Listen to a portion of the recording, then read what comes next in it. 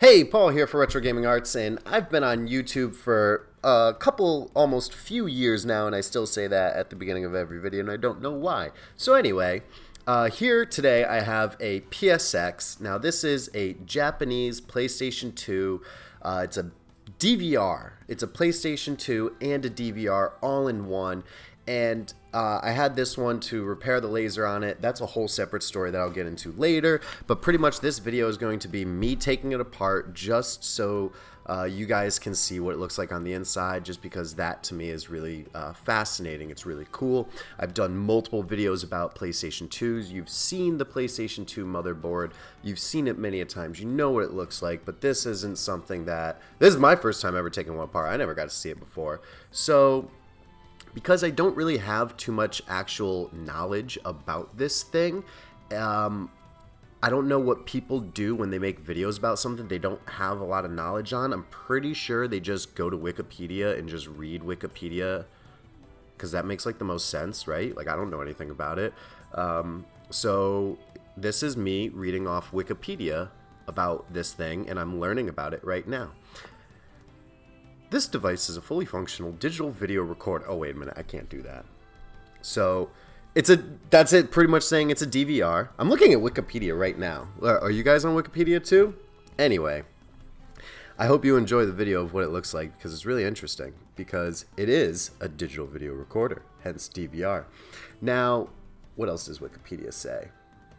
It features software for non-linear video editing, image editing, and audio editing. I didn't know that. That's really interesting. So you could actually edit software on this thing. Like, you could actually use this to edit like videos and pictures. It was much more of like a media entertainment system than just like a PlayStation 2 or a PlayStation 1. It's really cool. And also on the back you see, like right here, like I'm doing the D terminal. It has a D terminal. So the person who owns this particular, they actually have this D terminal to BNC cable, where they can use that to plug it into component cables, and that's really cool. It also has the standard composite video out the back, 2 S videos. The reason why it has 2 is in and then 1 for video out.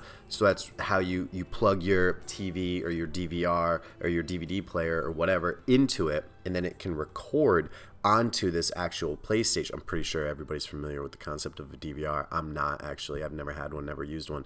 But you can actually record DVDs and movies and stuff and save it on here. In fact, this particular hard drive has a bunch of Japanese television shows actually saved onto the hard drive. It's really cool and it's really interesting. And okay, back to Wikipedia. Where was it?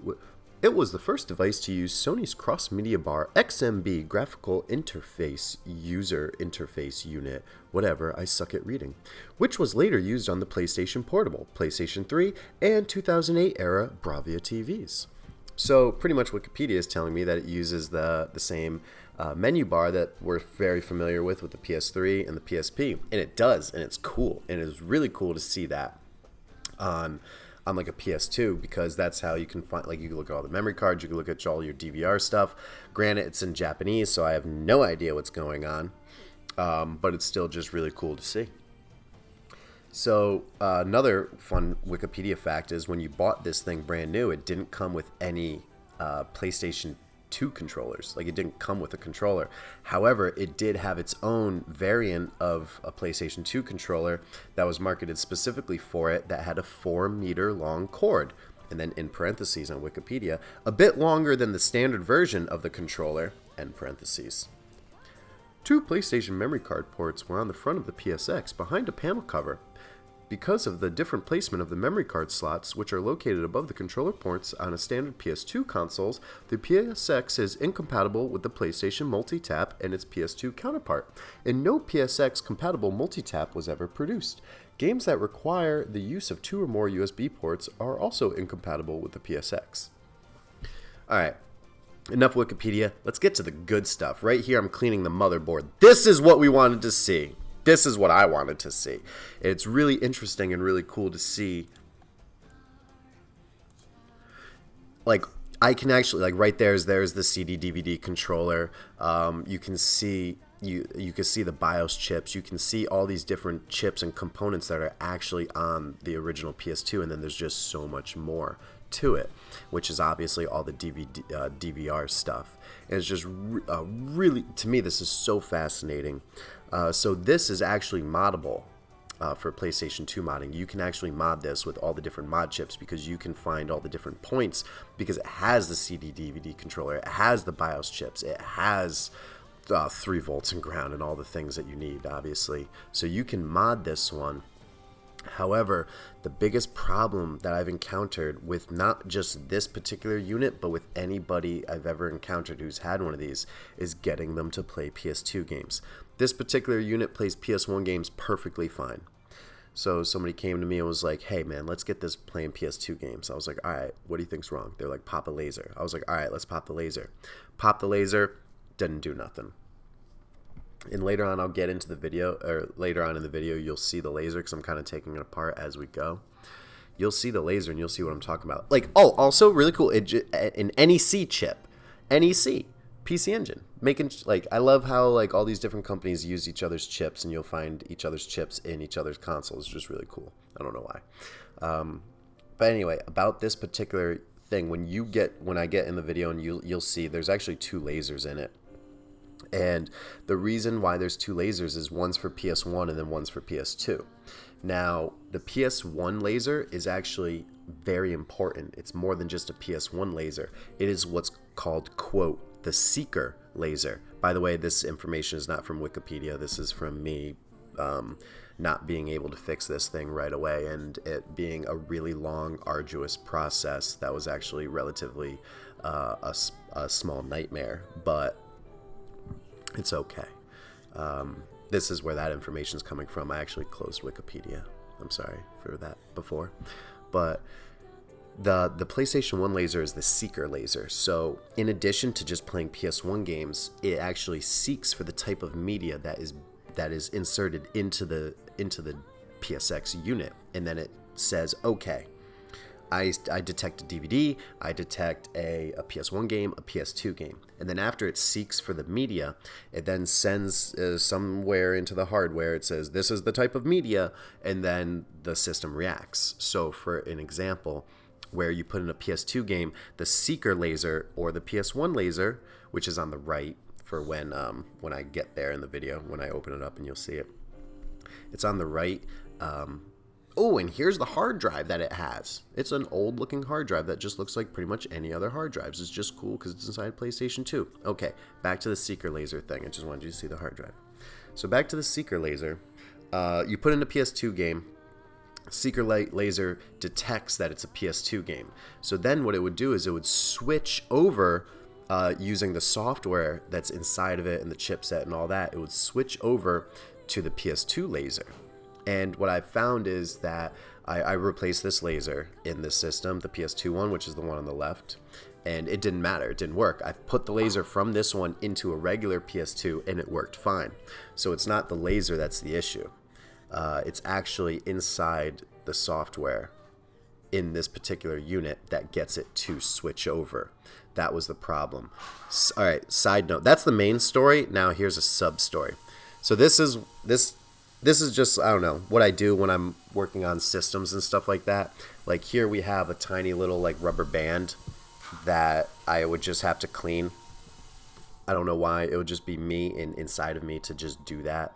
And I like to do that for a lot of different aspects of anything that I'm working on, just to make it a little bit better. And I don't know. That's why it takes me so long to do these things, is because I do all this extra little stuff that's unnecessary, but I don't know, longevity purposes. So, okay, back to the seeker laser. So that, to me, was the problem that I was having with this particular unit, and I feel that most people who have this same unit, I feel, even though this is the only one I've ever dealt with, that's going to be the issue, is it's going to be a software issue where it's not the laser. The laser is able to detect it, because you can see and watch that the lasers change, but it's unable to actually fully switch to the PS2 laser. So that was a problem. So essentially right now in this current state of this system is just a really fancy high-end PS1, which is really cool. This board that I'm showing is actually the daughter board for the disk drive right here. And yeah, so that's pretty much it. That was my experience with this thing. I just thought it was really, really cool to see the inside where it was like, it looks like a PS2, but it doesn't. It does, but it doesn't. And it's just also really cool to see that there's 2 lasers in it. And here you have, there's the replacement laser, because that's what I was about to go and do, even though I didn't go and do it yet in the video, and I went and did it later on. This has been a long, ongoing project. And I think it would be really cool to get this thing up and running and working really, really well, so that way you could just have the sickest PS2 ever. Like, if this was your, like, daily driver for a PS2, that'd be so sick. So, anyway, I really hope you guys just enjoyed what it looked like on the inside, and then me Wikipedia background rambling over it while you got to see what it looks like inside of this Japanese console that we don't get to see on a regular basis. It's not exactly something that, you know, people are just taking apart all the time, I guess. I don't know. I have no idea. But it was really, really, really fun, and I actually have multiple solutions and ideas to finish this project. But they just all take a lot of time, so I still just wanted to make the video ahead of time just to, I don't know, I thought somebody would want to see, like, isn't that cool? That was a really big motherboard. Alright, thank you guys very, very much for watching. Thanks for everybody who follows me on social media, supports everything, and just, you guys are extremely encouraging, and I just wanted to thank you. And I like to thank you at the end, because I want to thank you, and the people who are still here are the ones that I want to hear the thank you to. I want to hear the thank you to. You know what I mean? You guys know what I mean. I appreciate that more than you could ever know.